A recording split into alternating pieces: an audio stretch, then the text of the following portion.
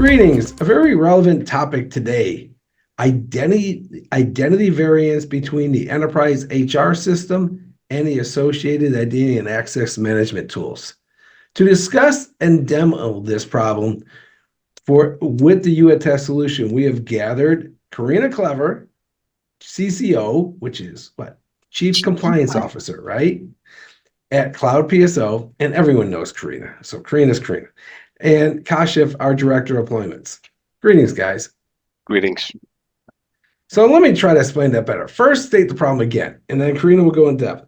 We at UATest have seen enterprises have HR systems that have their roles and privileges, but their enforcement systems, that is their IAM, Identity and Access Management systems like Okta, AD, Entra ID, are not in sync with the roles, groups, and mappings.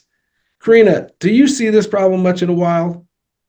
I see it all the time, unfortunately. And lately, I've been seeing a lot of audit reports and results and findings that are really reinforcing the fact that sometimes HR is completely bypassed when it comes to non-employee workers. So your contractors, your vendors, and even, the temporary workers that we bring in sometimes, like the interns for the summer. So a lot of times in that scenario, the hiring manager is the one who actually brings someone on and opens up that ticket and says, grant this contractor non-employee worker access. And once that access is actually granted, then they forget to make the matching ticket that says now take them off once they're gone, for whatever reason, whether there's a contractual end or money's ended or whatever the scenario is. So what's really hard is for this kind of gap. There's a gap that exists between HR, which is really great with triggering on and offboarding for employees, and the actual systems that provide access, and those admins that are actually managing those systems to actually keep up with who's on and who's off, and they really can't do anything without a ticket.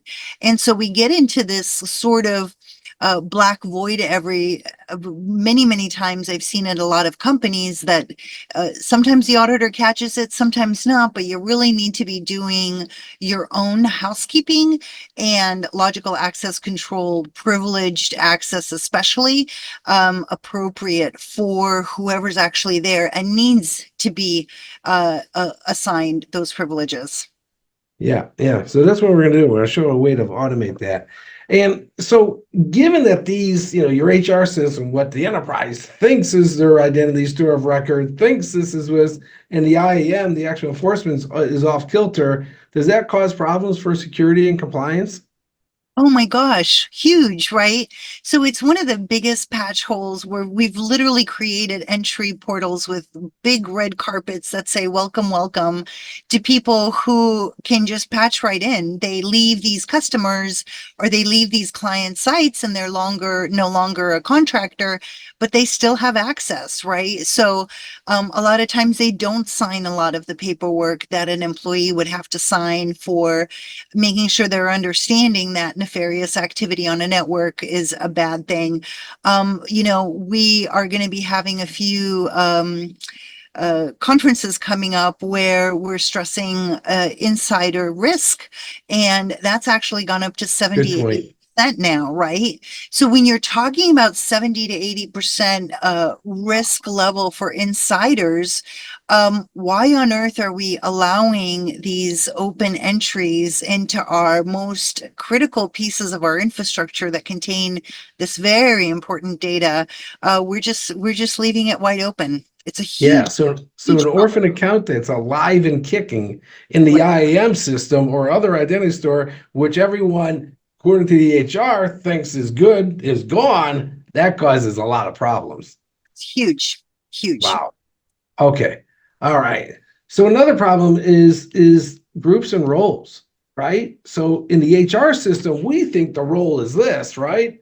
But we've assigned application access to these wonderful tools, Okta, ISoR, AD, Jump Cloud. We think we're giving access to these, but the roles in the groups are actually off. That causes problems too, right?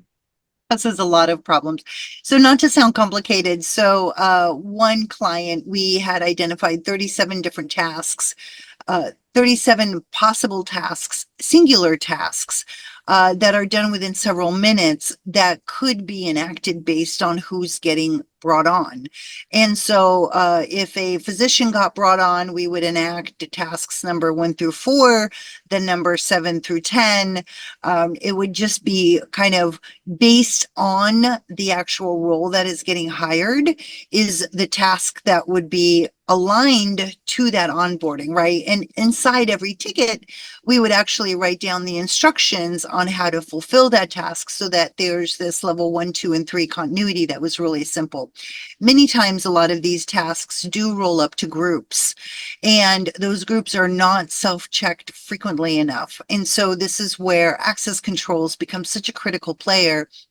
Logical access controls, physical access controls, and of course, system to system APIs are also becoming a huge, huge risk right now, but that's not for this discussion. For logical access controls specifically, there has to be that mapping between HR and the contractors and the individual users and how they're checked for validity. Wow. Okay. So I'm going to show one slide how UATAS Cloud PSO can help enterprises address this. And then Kashif, I want you to jump in which he always does, with a demo. So let me do the magic of a share screen. And here we go. So here's your enterprise HR system, which is, everyone's putting in info in there, all that. What we do is imbibe the metadata. We don't take credentials, provide the metadata, roles and groups, etc., and identities. And then we also create an SSO connection. That's the real power of the UATest solution, how seamlessly it works with your AD, your Entra ID, your Okta, and allows you to first check the privileges and then run the audits. Push the audits, the recertification campaign out to the right people using the SSO from those wonderful IAMs. And yes, and that's what it does. It creates the reports, finds the ghost and orphan counts, and finds the non-aligned groups. With that being said, take it away, Kashif. Show it in reality.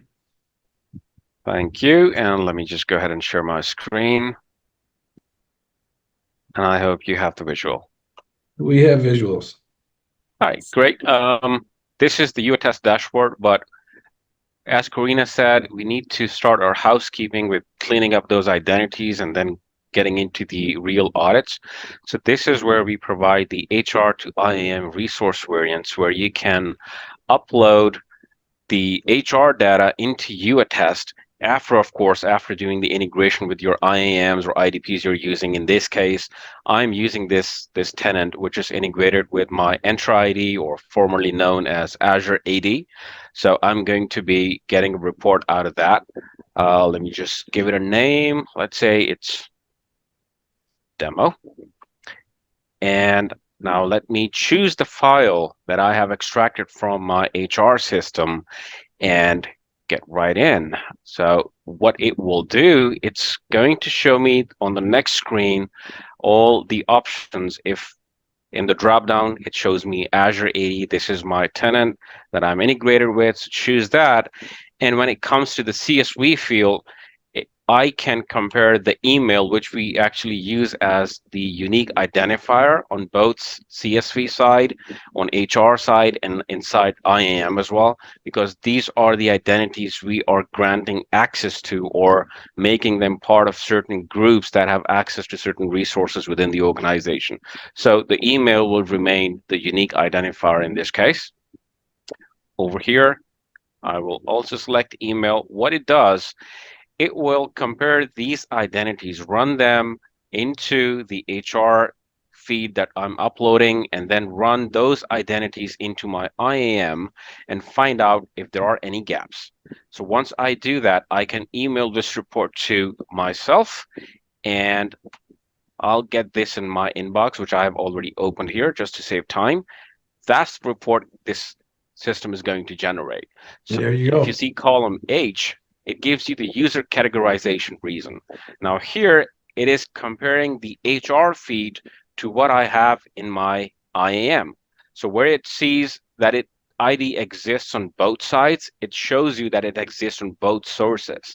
But if it's not there, if it's there on the HR side and not in the IAM, it's going to show it to you here that it's not available in the identity source of record, which is the resource we are using. And it also gives you the 360 view of, comparing it back. Whatever you find in your IAM, it will compare that with your HR feed and will say, okay, this exists on both sides, but this one here exists in IAM, but not in your HR feed. So in both ways, you are looking at your orphan accounts, which either you need to add to the other side to make it relevant, or remove that from both sides to get rid of your orphan and ghost accounts. And when your identities are cleaned up, you can initiate the formal audit for the remaining identities that matter. Why don't we leave it there as a teaser? That was great. Good stuff there, Kashif. So yeah, and as it stated, UATest Cloud PSO work together, and we can automate this on a regular basis for use. So Karina, with that, what Kashif showed in a few minutes, that go a long way in cleaning up the HR-IAM variances in the enterprises you see, correct? So those few minutes sometimes equal months of work for companies. There you go. That's what computers are supposed to do for us, right? Right. So that's the reality. The reality is there are humans who come and sit and manually go through checklists and use their eyeballs to do these comparisons to then derive their risk lists that they want to action. And this is already literally giving us everything in just a few minutes. And so the savings in human resources, but the ability to action faster. So because this is now quicker, you don't have to, wait until the end of the quarter or do it once a year or do it every half year, because it's been such a painful, cumbersome task that involves so many people that usually takes a lower priority, unfortunately, compared to other things, until there's the ransomware attack or the breach, right? Then it becomes a higher priority, which many times is a result of inaccurate or wrongly issued access that hasn't been terminated or descoped. So what we've seen right now literally will allow you to do it weekly. There's no reason to not do these few steps every week, so that you can take the output and now start going and asking those questions. Who's this person and do they really need access? Why do we have this gap? Wow, that'll go a long way. All right, Karina, how can people get a hold of you? I am at Karina@cloudpso.com, and always available to help our existing and new clients implement their compliance programs. The ultimate road warrior. Go, Karina. Yeah, and us at UATest going to be reached at info@uatest.com, and we're here for you to get working together and clean up these HR and IAM variances and other audits. Thanks a lot, team. Thanks, Krish. Thank you, Karina. Thank you. Bye, guys. All the best. Bye. Bye.